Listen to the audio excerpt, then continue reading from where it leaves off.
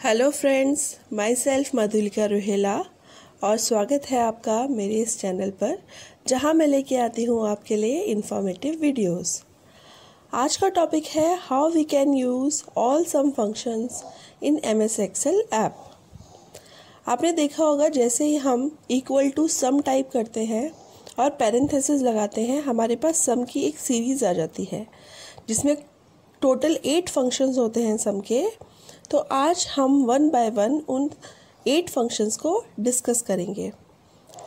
आपको पता है मैं आपको एक्सेल बताती हूँ एंड्रॉयड फ़ोन पर या कहीं मोबाइल पर यूज़ करना। तो इसके लिए मैं 2 ऐप का यूज़ करती हूँ, एक माइक्रोसॉफ्ट एक्सेल ऐप का यूज़ करती हूँ और दूसरा WPS ऑफिस का यूज़ करती हूँ। तो आज जो मैं आपको बताने वाली हूँ एग्जाम्पल्स, वो मैं यूज़ करूँगी WPS ऑफिस के अंदर।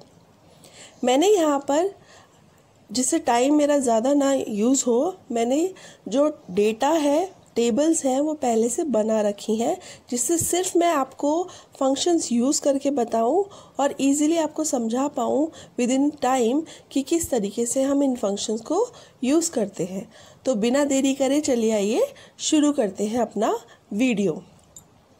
और अगर आप कुछ एक्सेल में कुछ फंक्शन सीखना चाहते हैं तो प्लीज़ कमेंट करिए और मैसेज करिए, मैं वो वीडियो आपके लिए ज़रूर लेकर आऊँगी। तो चलिए चलते हैं मेरे ऑनलाइन क्लासेस वाले फ़ोल्डर पर। एक बार टैप कर दूँगी, यहाँ मैं सेलेक्ट कर लूँगी WPS ऑफिस। टच कर दिया है यहाँ पर इस ऐप को, थोड़ा लोड लेगी ये ऐप ओपन होने में। ये देखिए मैंने सम फंक्शन करके ये फाइल बना रखी है, इसको ओपन कर लेती हूँ।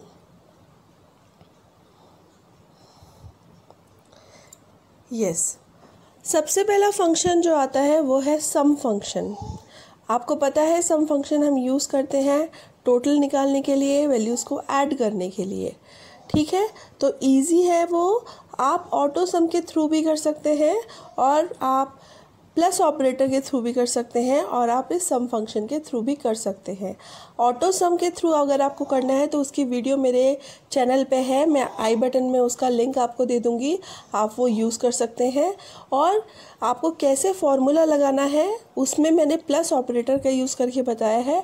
आप चाहें तो मेरी एक्सेल की प्लेलिस्ट में से वो वीडियो भी चेकआउट कर सकते हैं। तो यहाँ मैं आपको बताती हूँ सिंपल सम फंक्शन हम किस तरीके से यूज़ करेंगे। तो यहाँ अगर आप देखो, मैंने एक डमी टेबल बनाई हुई है जिसमें मैंने प्रोडक्ट लिखे हुए हैं और सेल्स अमाउंट लिखा हुआ है। यहाँ पे मैंने कुछ रिपीटेटिव वैल्यूज़ रखी हुई हैं, जैसे अगर आप देखो books, pens, pencils, erasers, books, pens, pencils, erasers, books, pens, pencils, eraser, but values different है। मैं क्या करूँगी, यहाँ नीचे मुझे यहाँ टोटल चाहिए तो मैं यहाँ लिख देती हूँ टोटल।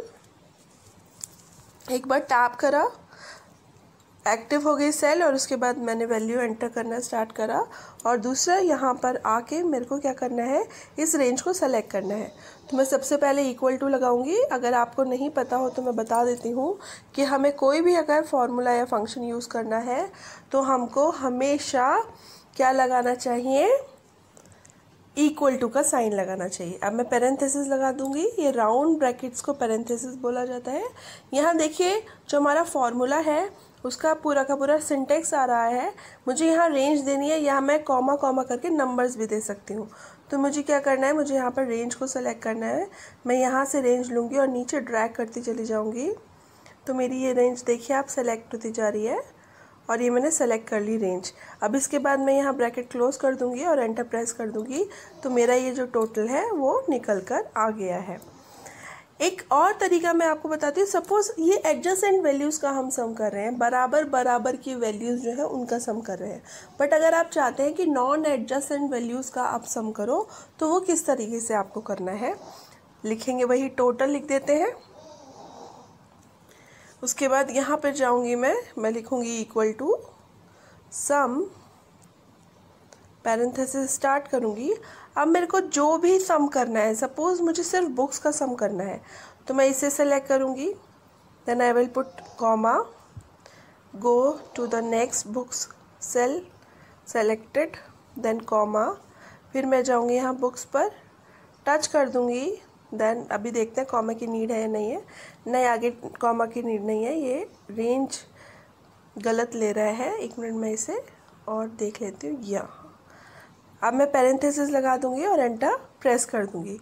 ये देखिए वैल्यूज़ आ गई हैं। अगर मुझे चेक करना है कि ये वैल्यू सही है नहीं है तो मैं ये चेक कर सकती हूँ।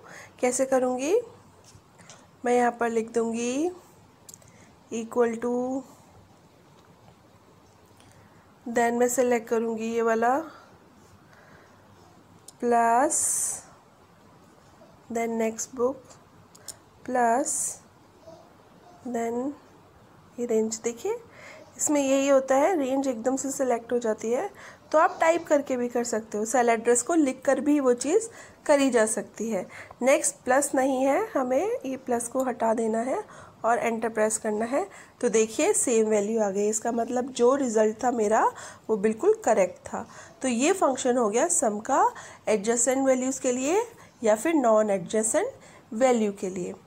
अब हम जाते हैं अपने दूसरे वाले फंक्शन की तरफ जो है मेरा सम इफ़। जैसा आपको पता हो, इफ़ मेरा एक लॉजिकल स्टेटमेंट है जो बताता है कि कोई कंडीशन हमें मिल रही है, उस कंडीशन के बेसिस पर हमें वो काम करना है या नहीं। सपोज़ मैं ये कहना चाहती हूँ कि जहाँ जहाँ बुक हो, बुक के जितने भी अमाउंट है उनका सम हो जाए। जैसे अभी हमने करा था वो मैं एक क्राइटेरिया लगा दूँ और उसके हिसाब से मेरा जो टोटल है वो निकल कर आ जाए। तो मैं यहाँ पर लिख देती हूँ एक बार प्रोडक्ट और यहाँ पे लिख देती हूँ उसका टोटल आना चाहिए। ठीक है ना? तो प्रोडक्ट में मैं यहाँ सपोज़ अगर मैं कहती हूँ मैं यहाँ लिखूँ बुक तो बुक का टोटल आ जाए। मैं कहूँ यहाँ पर पेंसिल्स तो पेंसिल्स का टोटल आ जाए। तो यहाँ मुझे कंडीशन लगानी पड़ेगी क्योंकि मैं कह रही हूँ अगर मैं सेलेक्ट करूँ बुक्स तो उसका सम हो जाए, अगर मैं सेलेक्ट करूँ पेंसिल तो उसका सम हो जाए। तो ये जो मेरा अगर है ये मेरा मेन कंडीशन हो गई जिसको मुझे यहाँ पर लिखना पड़ेगा। तो कैसे करेंगे? मैं जाऊँगी यहाँ इक्वल टू लगाऊँगी, यहाँ लिखूँगी सम इफ़। ठीक है, ये नीचे वाला फंक्शन है। देन मैं स्टार्ट करूँगी पैरेंथेसिस। तो मुझे ये पूरा का पूरा कंडीशन दे देता है, पूरा का पूरा सिंटेक्स दे देता है कि मुझे कहाँ कंडीशन लगानी है, कहाँ पे मुझे क्या चीज़ करनी है। तो अगर आप देखो सबसे पहले कह रहा है आप वो रेंज बताइए जिसमें से आपको क्राइटेरिया सेलेक्ट करना है। तो जो मेरे क्राइटेरिया सेलेक्ट करने की रेंज है वो ये है प्रोडक्ट्स। तो मैं यहाँ से सेलेक्ट करूँगी मेरी रेंज को, ये मैंने सेलेक्ट कर लिया। देन वो कह रहे हैं क्राइटेरिया बताइए आपको क्या क्राइटेरिया देना है। क्राइटेरिया कहाँ लिखूँगी मैं अगर आपसे पूछूँ तो मैं लिखूँगी यहाँ पर A19 पर। तो मैं सीधे सीधे लिख देती हूँ A19, यहाँ मैं लिखूँगी, कॉमा लगाऊँगी। अब वो कह रहे हैं सम कहाँ पे किसका कराना है आपको, तो मुझे कराना है B4 से लेकर B15 तक का सम कराना है। तो मैं यहाँ पे रेंज मैनुअली दे देती हूँ B4 से लेकर कोलन लगा के B15 तक और पैरेंथेसिस को मैं कर देती हूँ अब क्लोज और एंटर प्रेस करूँगी। अभी 0 आएगा, क्यों? क्योंकि मैंने यहाँ पर कुछ भी पुट नहीं करा है। फॉर एग्ज़ाम्पल मैं यहाँ पर लिखती हूँ बुक्स, यहाँ से मैंने लिखा बुक्स। अब आप देखो ये आ गया, यही टोटल हमने करा था अभी थोड़ी देर पहले। अभी मैं यहाँ चेंज कर देती हूँ, मैं यहाँ पर लिख देती हूँ पेन्स, पेन्स का टोटल आ गया। अभी मैं यहाँ पर लिख देती हूँ पेंसिल्स, तो पेंसिल्स का टोटल आ गया। तो इस तरीके से हम अपनी कंडीशन यहाँ पर शो कर सकते हैं। आई थिंक ये समझ में आ गया होगा आपको। अब हम चलते हैं नेक्स्ट अपने फंक्शन की तरफ जो है इफ़ सम इफ्स, मतलब मल्टीपल इफ्स। हम कितनी भी कंडीशंस यहाँ पर दे सकते हैं। जैसे हमने एक कंडीशन बनाई थी जिसमें हमारे पास पहली रेंज थी जिसमें से हमें क्राइटेरिया सेलेक्ट करना था, फिर उसका सम करना था। ऐसे ही हम एक कंडीशन बनाएंगे, यहाँ पर 2 कंडीशन बना रहे हैं हम। मैं यहाँ पर क्या बनाई है अपनी टेबल, मैंने कहा है सिटी वाइज मेरे जो प्रोडक्ट्स बिक रहे हैं, उनकी सेल हो रही है, उनके अमाउंट का मुझे सम चाहिए। सपोज़ मैं चाहती हूँ दिल्ली में मेरी कितनी बुक्स सेल हुई हैं उसका टोटल मुझे चाहिए। ऐसी कंडीशन में बार बार आती रहती हैं। तो यहाँ मैं सबसे पहले लिख दूँगी सिटी, यहाँ मैं लिख दूँगी प्रोडक्ट और यहाँ मैं लिख दूँगी टोटल। ठीक है ना?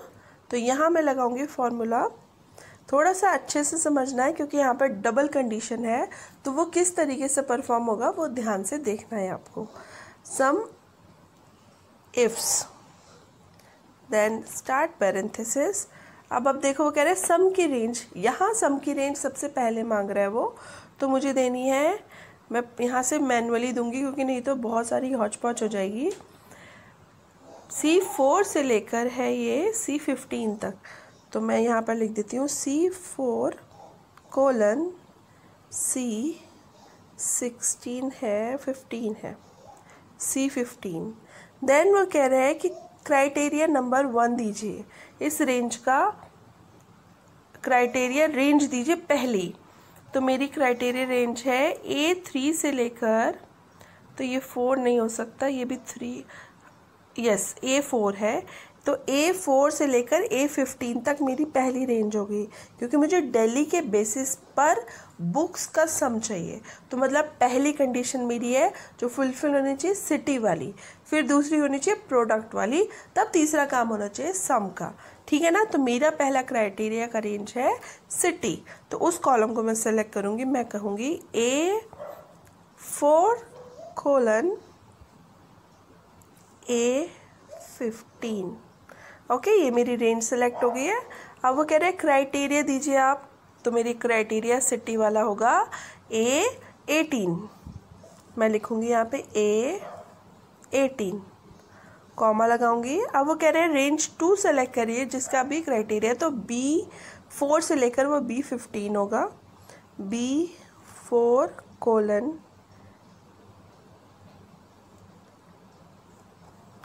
B15।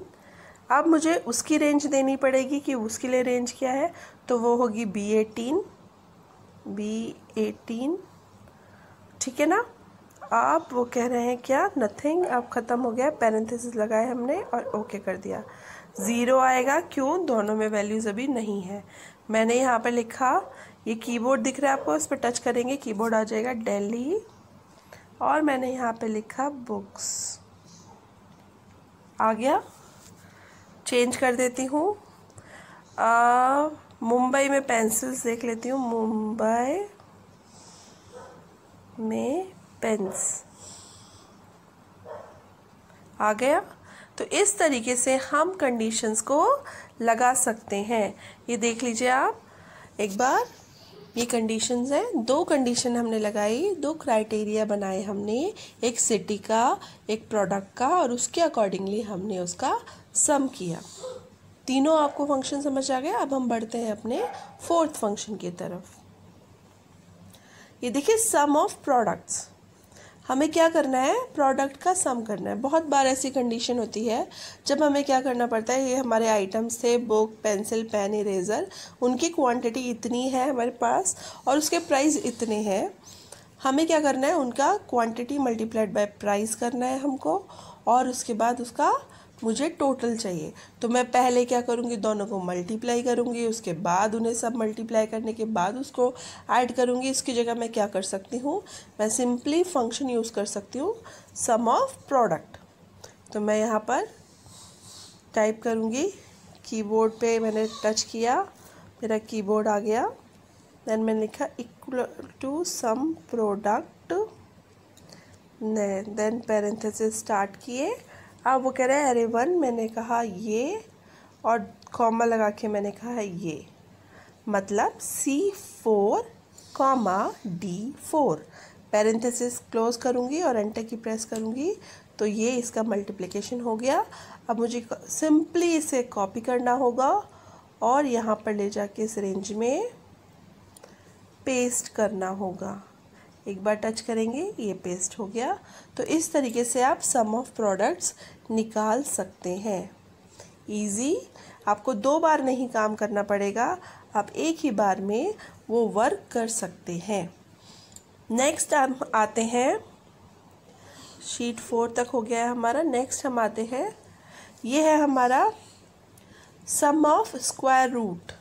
अगर मुझे स्क्वायर रूट का सम चाहिए तो स्क्वायर रूट का सम मतलब क्या, मेरे पास वैल्यू है 1, वैल्यू है 2, और मेरा स्क्वायर रूट 2 का हुआ पहले इसका निकालेंगे 2 multiplied by 2, okay, plus 3 multiplied by 3, ये निकालेगा और उसका सम करेगा।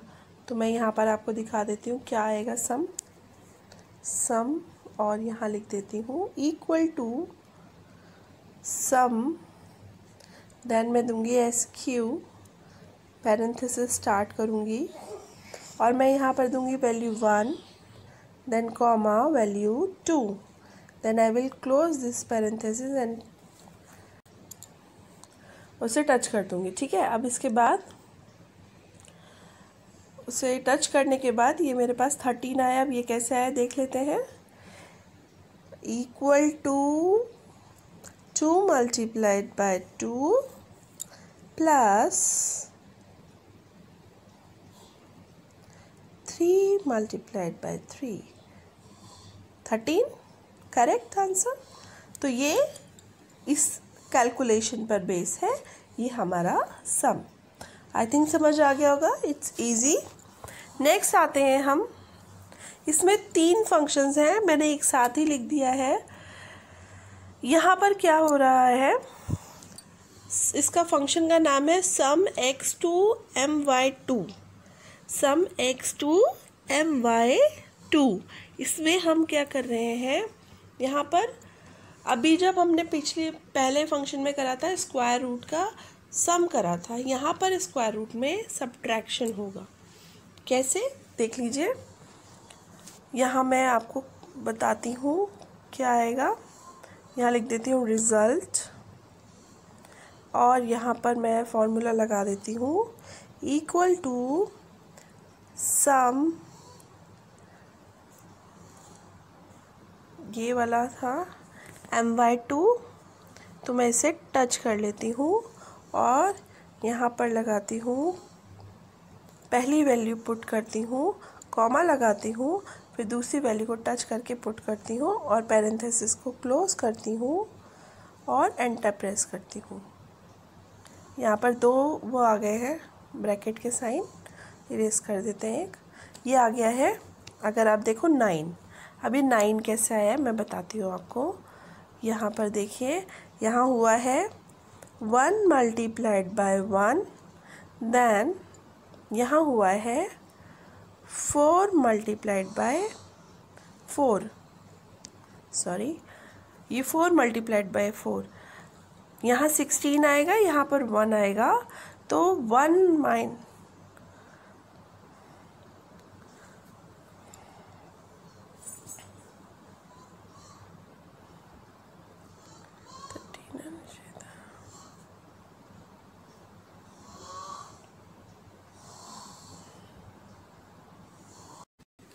अब हम आ गए हैं अपने लास्ट के 3 फंक्शंस पर जो मैंने एक ही शीट में लिख लिए हैं।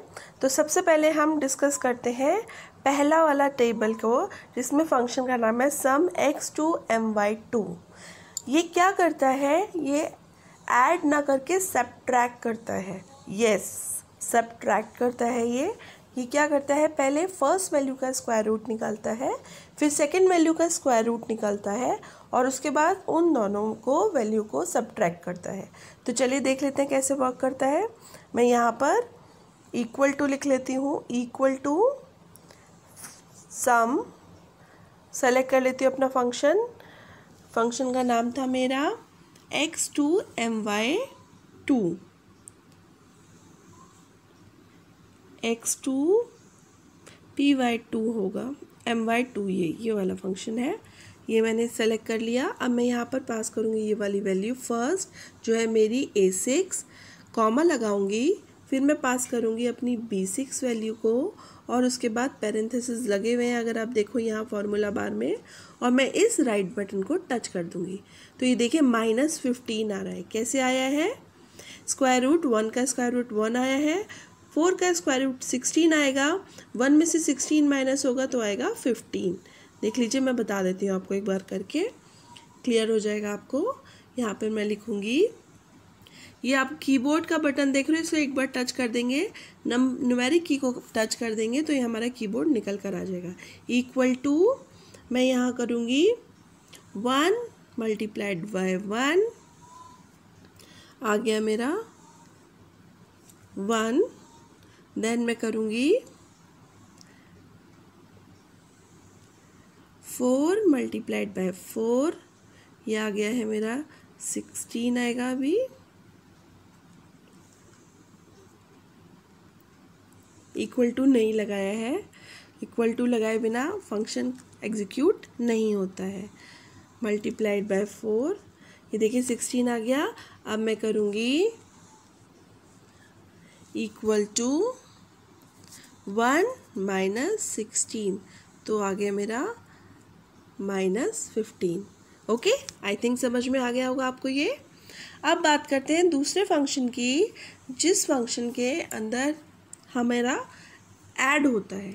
यहाँ सब्ट्रैक्ट, सिर्फ एक यही फंक्शन है जिसमें सब्ट्रैक्शन होता है, यहाँ पर एडिशन होता है। तो एडिशन होगा तो क्या होगा, 1 और 16 प्लस होके 17 आ जाएगा, क्योंकि मेरी अगर आप देखो ऊपर की वैल्यू 1 और 4 ही है। तो मैं आपको करके दिखा देती हूँ एक बार फंक्शन में कैसे यूज़ होगा। Equal to sum parenthesis, then sum नहीं, सम हो जाएगा अदरवाइज। इसमें सेलेक्ट करूँगी मैं अपना फंक्शन जो है x2 my2, इसको मैंने सेलेक्ट कर लिया। x2 my2 अभी मैंने यूज़ किया था, ये होगा py2। ध्यान से देखना पड़ेगा आपको फंक्शन का नेम, अदरवाइज फंक्शन रॉन्ग हो जाएगा। यहाँ पर मैं फंक्शन लिखती हूँ इक्वल टू सम